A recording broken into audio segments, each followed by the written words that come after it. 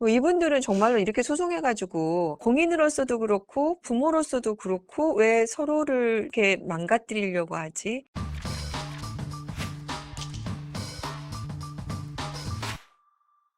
변호사님 안녕하세요. 아 네 안녕하세요. 네, 박지윤 씨와 최동석 씨 관련돼서 네. 따끔한 일침을 가하시는 영상을 좀 올리셨는데 그 영상을 올리신 좀 계기가 있으실까 해 가지고요. 갑자기 그걸 올리긴 올렸는데 네. 이렇게 많은 분들이 관심을 가지고 또 뭐 기자님들이 그걸 가지고 기사를 써 주셔 가지고 예.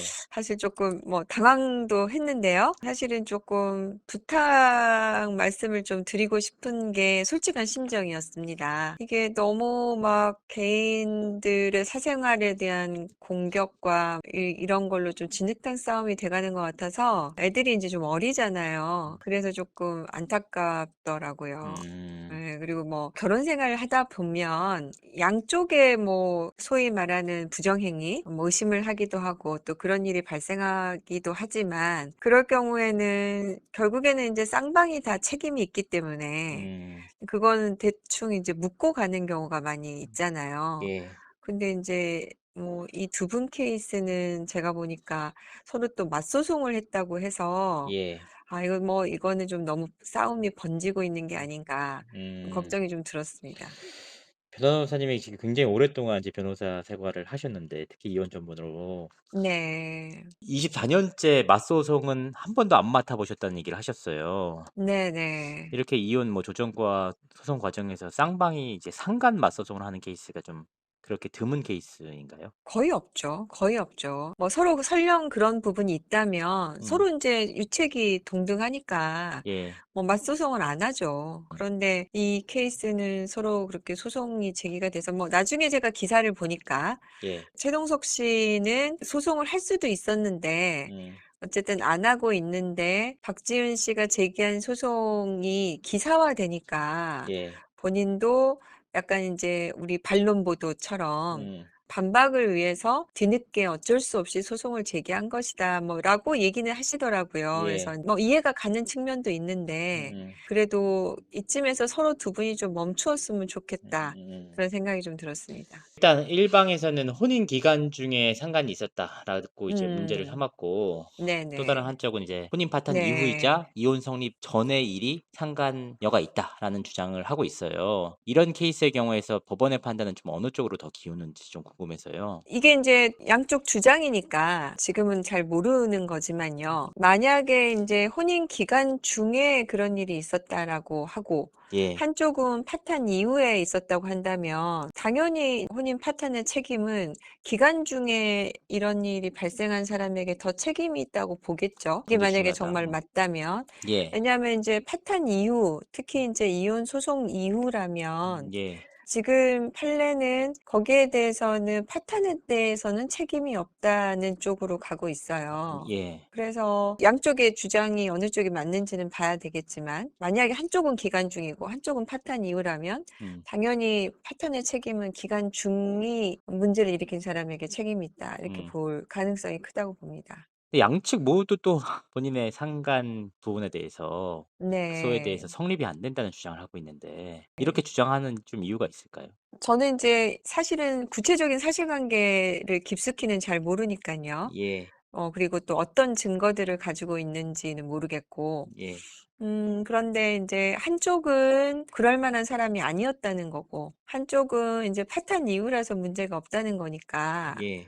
뭐 이제 나름대로 일리는 있죠. 음. 근데 이제 뭐 상대방이 사실은 이제 그럴 만한 사람이 아니었다라는 주장에 대해서는 그 부분은 좀 판단이, 사실관계에 대한 판단이 좀 필요할 것 같아요. 음. 실제로 그랬는지. 오히려 이제 혼인 파탄 이후에 진행된 상간소에 대해서는 쪼끔 더 음. 해명이 좀 용이한데 근데 사실은 인제 파탄 이후에 발견이 된 거는 우리가 보통은 이혼 예. 소송할 때 음. 실제로는 그전에도 만나고 있었는데 음음. 모르다가 인제 파탄 아. 이후에 알게 됐다. 뭐 그럴 음. 경우에는 입증하고 책임을 져야 되겠죠, 그 네. 부분은. 근데 인제 최동석 씨 주장에 의하면 그거는 아니었던 것 같아요. 제가 네. 파악하기로도 올해 2 월에 처음 만났다고 하더라고요. 네네네. 그거는 아니었던 것 같아요. 그렇다면 파탄에 대한 책임은 없는 것이 아니냐 이렇게 생각이 됩니다. 하여튼 이번 사안을 이혼 전문 변호사로서 지켜보시면서 가장 의아하고 이해가 안 갔던 부분이 좀 있으시다면 사실 인제 저도 유명인들 소송을 많이 해 봤어요. 예. 그리고 하고도 있고. 근데 사실은 공인들의 사건을 진행하면, 특히나 이혼 사건을 진행할 때는 두 사람이 지금도 공인이지만 앞으로도 공인으로 살아야 되잖아요. 그리고 또 미성년자의 아이들의 부모인 경우에는 앞으로 그 아이들을 키워야 되잖아요. 둘이 같이 키워야죠. 아무리 양육자가 정해진다고 해도 서로 도와가면서 키워야 될 거 아닙니까? 예. 이 중요한 두 가지 점을 왜 두 사람이 놓치고 있을까? 이분들은 정말로 이렇게 소송해 가지고 공인으로서도 그렇고 부모로서도 그렇고 왜 서로를 설 수 없게 더 이상은 음. 이렇게 망가뜨리려고 하지? 음. 저는 그 두 분이서 자꾸 그렇게 하고 있는 것이 안타까웠어요. 지금 뭐 공부하고 계신다고 하잖아요. 예. 그게 결국에는 그분들에 대한 신뢰 때문에 이루어지는 거 아닙니까? 네. 근데 서로 왜 그 부분들에 대해서 솔직히 말씀드리면 이혼하면서 상대방에 대해서 뭔가 보복하고 싶은 마음 들죠. 헤어지니까. 네. 그런데 아이의 아버지니까, 음. 아이의 엄마니까, 그리고 또 이 사람이 계속 사회생활을 해야 우리 아이에 대해서도 책임질 수 있으니까 예. 이런 마음 때문에 참거든요. 음. 더더군다나 공인이잖아요. 그래서 저는 사실 옆에 좀 변호사님들이 제발 음. 두 분을 좀 말려주십사.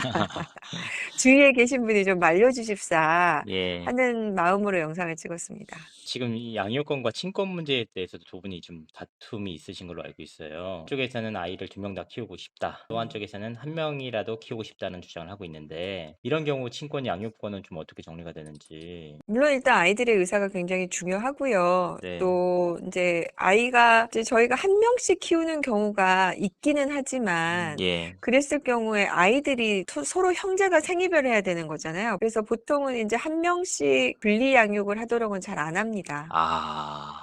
네. 그렇게 분리하는 것 자체도 아이들에게 행복에 영향을 미칠 수가 있으니까 그럼요, 그런 그럼요. 부분도 고려를 하고. 형제들도 네, 서로 못 보고 같이 그렇게 클 수가 없잖아요. 아. 생리별을 하는 거죠. 이렇게 부부 간에 이제 이혼 소송을 할 때 아이들이 받는 충격은 좀 어느 정도예요? 좀 큰 것으로는 좀 알고 있는데 네. 실제로는 좀 어느 정도로 큰지. 사실은 이제 대부분의 아이들이 인제 심리 상담이나 이런 치료가 필요할 정도로 우울증이나 뭐 학교에 적응을 잘 못한다든가, 특히 인제 사춘기 경우에 이제 그런 부분을 겪고, 아무래도 인제 아이들이 어릴 때는 사회적으로 자신감이 좀 떨어지잖아요. 이제 이런 부분들에서 정서적으로 문제가 오니까 음. 요새 인제 가정법원은 후견인 입장에서 사건을 진행해서, 특히 인제 미성년 자녀들이 있는 경우에는 비양육자가 양육자를 비난하지 않고 음. 서로 면접 교섭을 방해하지 않고 뭐 음. 이런 점들에 대해서 부모 교육도 시키고 많이 관심을 갖거든요. 가능하면 이 이혼이라는 사건에서 아이들의 피해가 최소화되도록 노력을 많이 하고 있습니다. 아. 개인적인 부분이라 이 상간 소송 내용도 외부에 알려지는 경우가 좀 그렇게 많지는 않잖아요. 지금 가사소송법 10조에 보면은 음. 보도 금지에 관한 조항이 있어요. 예. 그 이부진 이무재 씨 음. 그때 사건에서 예.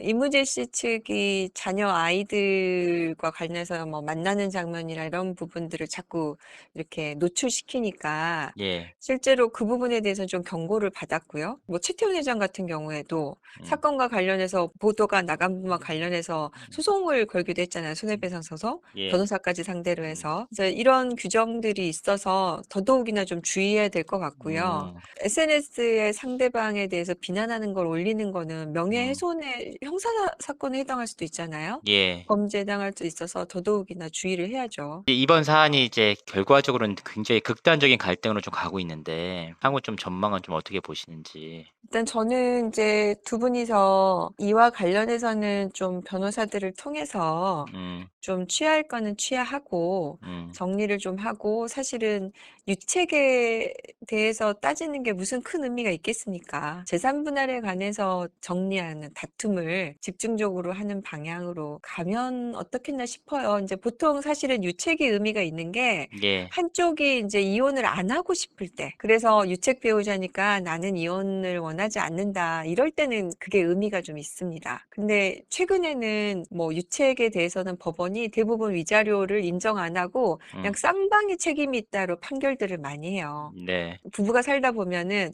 100대 빵인 경우는 없잖아요. 예. 90대 10, 80대 20 까지도 좋지만 네. 60대 40, 50대 20 이거는 음. 사실 의미가 없는 거거든요. 예. 궁극적으로 양측이 모두가 이제 이혼에는 동의를 두 하는 분이 지금 상황인데 동의를 하고 네, 있잖아요. 그러니까 이렇게까지 갈등을 빚는 이유가 있을까요? 제가 그게 궁금합니다. 왜 두 분들이 진짜 그러는지. 우리가 보통 그렇잖아요. 헤어질 때 네. "나는 잘못한 게 없어. 음. 저쪽 때문에 헤어진 음. 거야."라고 누구나 다 하고 싶겠죠. 근데 인제 한 발 물러서서 서로 그렇게 입을 다물면 사람들이 '두 사람이 참 잘 점잖게 음. 헤어졌구나.'라고 생각을 할 거잖아요. 예. 그러면은 두 분이 앞으로 더 좋은 일이 더 많이 일어날 것 같아요. 음. 근데 이렇게 막 다들 파헤쳐 가지고 이혼하면 두 네. 분이 서로 좋을 게 없지 않겠나 이런 생각이 드는 거죠.